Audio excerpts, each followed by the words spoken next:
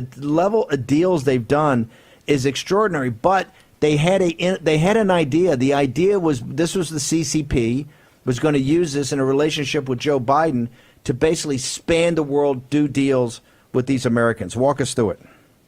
Sure. Well, in short, the Biden family crime syndicate, that's Biden, that's Archer, that's Joe, that's their entire political network and all the capital they've built in D.C. for decades. That's John Kerry in Senate Foreign Relations and then Secretary of State. These guys knowingly aided and abetted the CCP's economic imperialism play to weaken the USA and the West. We talk about Huawei as a backdoor into Intel networks as the telco giant during a 5G build-out, an arms race going on globally where the CCP subsidized them and delivered cheaper products. Well, this is what these guys were helping do across Sinopec, a major energy company, $60 billion market cap on the New York Stock Exchange. They did not need to do $1 billion or $700 million, whatever number they settled on, raise in the West. They did that to get into the West, to build those networks, to build out their long-term plans with One Belt, One Road, to economically imperialize the developed market world in Europe, in the U.S. These guys, BHR, Bohai Harvest, which, $1.5 billion from the CCP connected business apparatchiks,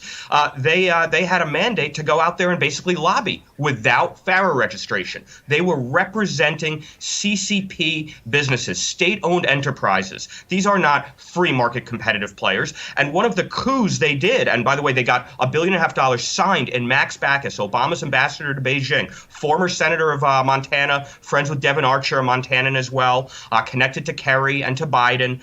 They signed that deal in his office, and they created a coup. They got a big company that the Chinese wanted. They got Hennigs Automotive in Michigan, a manufacturer that made both OEM car parts but also military parts. And so it was a strategic play, and it needed an approval from a congressional panel, just like Hillary Clinton needed to approve Uranium One before that was sold indirectly to Rosatom, the Russian nuclear giant. And there was a huge scandal over that and backdoor pay. Well, here they were doing the same thing. They were lobbying to get that $600 million deal done. They do a victory lap. Who owns it now? AVIC, a military umbrella group for aviation contractors for the CCP. This is really national security implicating stuff. This is very dangerous. And they were lobbying without FARA registration to get these kind of things done, the economic imperialism of the CCP.